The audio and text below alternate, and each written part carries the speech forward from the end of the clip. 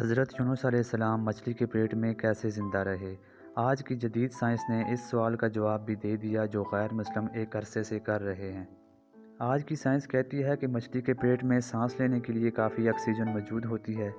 فوکلینڈ میں ایک جہاز مچھلیوں کا شکار کر رہا تھا کہ اچانک ایک شخص سمندر میں گر پڑا جسے ایک ویل نے نگل لیا۔ اتفاق سے وہ مچھلی پکڑ لی گئی۔ جب اس مچھلی کے پیٹ کو کاٹا گیا تو اس شخص کو زندہ نکال لیا جو تیل اور چربی میں لتھڑا ہوا تھا۔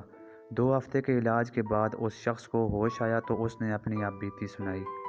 اس نے کہا کہ جب میں پانی میں گرا تو شدید سرسراہٹ محسوس ہوئی جو ویل مچھلی کی دم سے پیدا ہو رہی تھی۔ میں بے اختیار اس کی طرف کھینچا جا رہا تھا۔ اچانک مجھے ایک تاریکی نے گھیر لیا۔ اب میں نے خود کو ایک تنگ اور نرم راستے سے گزرتا ہوا پایا۔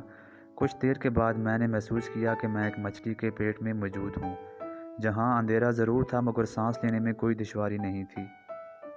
کچھ دنوں کے بعد میں نے خود کو بیمار اور کمزور پایا۔ اس کے بعد کیا ہوا مجھے کچھ بھی معلوم نہیں۔ جب مجھے ہوش آیا تو میں نے خود کو ایک اسپتال میں پایا۔ کچھ دن کے علاج کے بعد اس شخص کی صحت بالکل ٹھیک ہوئی۔ ایک مشہور سائنسی رسالے کے ایڈیٹر ایم ڈی پاول نے لکھا کہ اس حقیقت کے منکشف ہونے کے بعد یہ تسلیم کرتا ہوں کہ حضرت یونس علیہ السلام کے متعلق آسمانی کتابوں میں جو واقعہ لکھا ہوا ہے بالکل سچ اور صحیح ہے اور اس میں شک کرنا ایک حقیقت کو ٹھکرانے کے مترادف ہے۔ مزید ایسی ویڈیو کے لیے ہمارے چینل کو سبسکرائب کریں۔